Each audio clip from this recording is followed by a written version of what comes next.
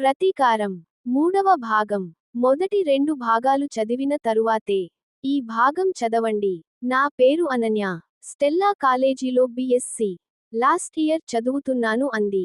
ఆ అమ్మాయి చిన్నగా నవ్వుతూ. అయితే నా వెంట ఎందుకు పడుతున్నారు? అడిగాడు అజయ్. అంటే నేను ఇంకా మీకు గుర్తు రాలేదన్నమాట అంది ఆ అమ్మాయి.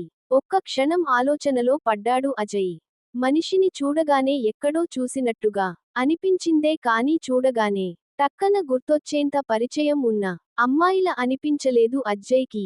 అజయ్ ఫేస్లో కనిపిస్తున్న క్వశ్చన్ మార్క్ ని గమనించిన ఆ అమ్మాయి నిన్న బస్ స్టాండ్లో మీ బైక్ స్టాండ్ తీయమని అరిచాను కదండి గుర్తురాలేదా?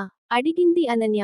హా, నిజమే ఇప్పుడు గుర్తొచ్చింది. ఆ అమ్మాయే ఈ అమ్మాయి అనుకున్నాడు అజయ్ మనసులో. ఇప్పుడు గుర్తొచ్చిందా అడిగింది అనన్య. హా, బైక్ స్టాండ్ గురించి చెప్పారు కదూ. చాలా థాంక్స్ అంటూ అప్పుడే వచ్చిన బస్సు ఎక్కి వెళ్ళిపోయాడు అజయ్.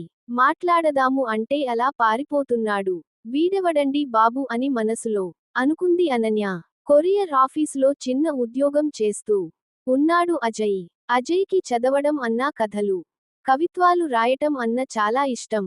దాంతో తన పని పూర్తయిన వెంటనే దగ్గరలో ఉన్న ఒక లైబ్రరీకి వెళుతూ ఉంటాడు అజయ్. అలా లైబ్రరీలో కూర్చొని తనకి ఇష్టమేనా పుస్తకం చదువుతూ ఎన్నో గంటల సమయాన్ని గడుపుతూ ఉంటాడు అజయ్. అలా ఆ చదివే ఇంట్రెస్ట్ లో నుండి పుట్టిందే ఈ కథలు రాయటం అనేది.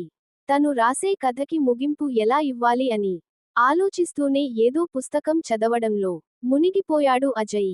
హాయ్, మీరేంటి ఇక్కడ ఉన్నారు అంటూ అజయ్ పక్కన వచ్చి కూర్చుంది అనన్య. ఆమెను చూస్తూనే అసహనంగా ఫేస్ పెడుతూ మళ్ళీ పుస్తకంలో తల దురచాడు అజయ్. అదేంటండి, నన్ను చూస్తే చాలు అలా మొహం ముడుచుకుంటారు అంది అనన్య. మీకేం కావాలండి, ఎందుకు నా వెంట పడుతున్నారు అన్నాడు అజయ్. అడుగుతారు చెబుదామంటే అటు ఇటు పారిపోతున్నారు, నన్ను ఏం చేయమంటారు అంది అనన్య. సరే చెప్పండి, నేను వింటాను మీ బాధ ఏంటో అంటూ పుస్తకాన్ని పక్కకి పెట్టి ఆమె వైపు చూశాడు అజయ్. మీరు రైటర్ కదూ అంది అనన్య సడన్ గా. ఆ మాటకి ఆశ్చర్యపోతూ ఈ విషయానికి ఈమెకు ఎలా తెలుసు అబ్బా అని మనసులో అనుకుంటూ ముందు అసలు విషయానికి చెప్పండి అన్నాడు అజయ్. అదే చెబుతున్నాను అండి, ముందు బ్యాక్కొటేషన్. నేను అడిగినదానికి సమాధానం చెప్పండి. మీరు పత్రికలో కథలు రాస్తూ ఉంటారు కదూ అంది అనన్య. ఇక విషయాన్ని దాచలేము అని అర్థమైన అజయ్. అవును, నేను చిన్న చిన్న కథలు రాస్తూ ఉంటాను అన్నాడు అజయ్. అబ్బా, అయితే నేను ఊహించింది కరెక్టే అన్నమాట అంటూ ఉత్సాహపడింది అనన్య. మీరు ఏం ఊహించారు అడిగాడు అజయ్. నేను కథలు, కవిత్వాలు ఏమీ రాయను. కానీ నాకు చదవడం అంటే బాగా ఇష్టం.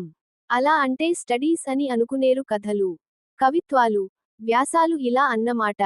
నా చేతికి ఏ చిన్న కాగితం ముక్క దొరికినా సరే, పై నుండి కింద వరకు ఆశాంతం చదవందే నాకు నిద్ర పట్టదు అనుకోండి అంది అనన్య.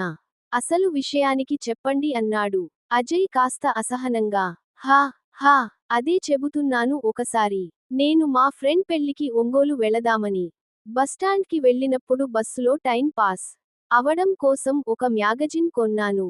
దాన్లో అనుకోకుండా ఒక కథ చదివాను. నాకు అందులో పాత్రలు, వాటి స్వభావాలు, వాటి భావోద్రేకం ఎంతగా నచ్చాయంటే అస్సలు నేను చాలా రోజుల వరకు వాటి నుండి బయటకు రాలేదంటే నమ్మండి. కానీ ఏం లాభం, ఆ కథ మొదటి భాగమే చదివాను. అది వీక్లీ కదండి, అందుకే వారానికి ఒకసారి మాత్రమే ఆ మ్యాగజైన్ వస్తుంది. ఇక చూడండి నెక్స్ట్ వీక్ ఎప్పుడు వస్తుందా, ఎప్పుడు పత్రిక రిలీజ్ అయితే కొని నెక్స్ట్ పార్ట్ చదువుదామా అని ఎంతగా ఎదురు చూశానో. ఆ పత్రిక రాగానే వెంటనే కొని నెక్స్ట్ పార్ట్ చదివాను. చాలా నచ్చింది. అలా ప్రతివారం ఆ ఒక్క కథ కోసమే పుస్తకం కొంటూ వచ్చాను. ఆ కథ చదివే కొద్దీ ఆ రచయిత ఎవరో తెలుసుకోవాలని నాలో ఆరాటం పెరిగింది.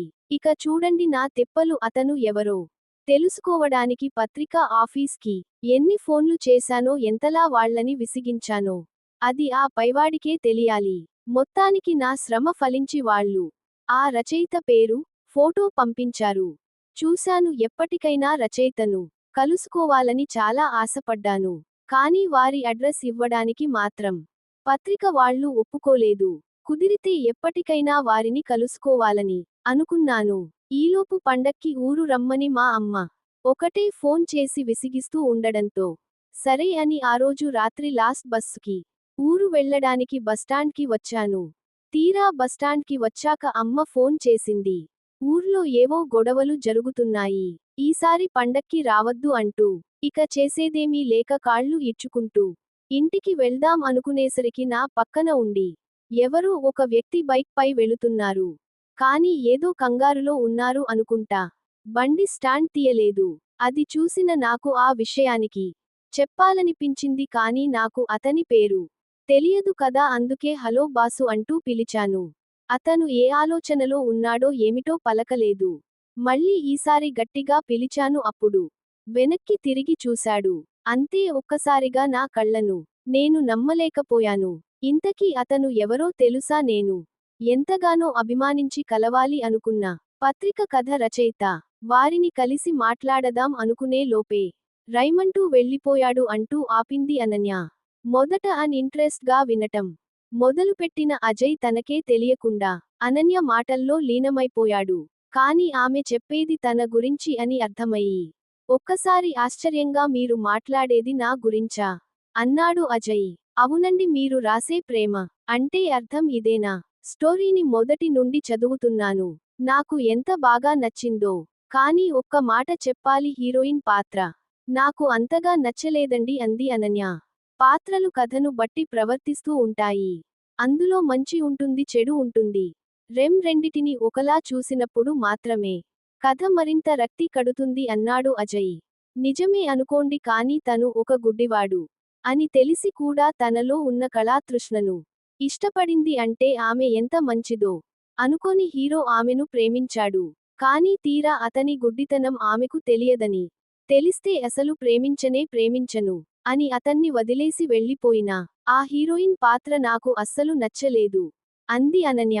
ఆ మాటకు చిన్నగా నవ్వి కథలు కల్పితాలు నిజమే కానీ కొన్ని కథలు అయినా వాస్తవికానికి దగ్గరగా ఉంటే బాగుంటుందని అలా రాసాను అంతే అన్నాడు అజయ్. అంటే నిజ జీవితంలో ఆడవాళ్లు అందచందాలకే విలువ ఇస్తారు తప్ప మనసుకి ఏమాత్రం విలువ ఇవ్వరు అన్నదే మీ ఉద్దేశమా అంది అనన్య. నా ఉద్దేశం ఇక్కడ అప్రస్తుతం లోకపు తీరుని రాయాలి అనుకున్నాను అన్నాడు అజయ్. మరి అలా అయితే అలాంటి కథకి ముగింపు ఎలా ఇస్తారు అడిగింది అనన్య. ఇంకా ఉంది. కథ నచ్చితే ఒక్క లైక్ చేయండి. మిగతా భాగం తరువాత వీడియోలో చూడండి.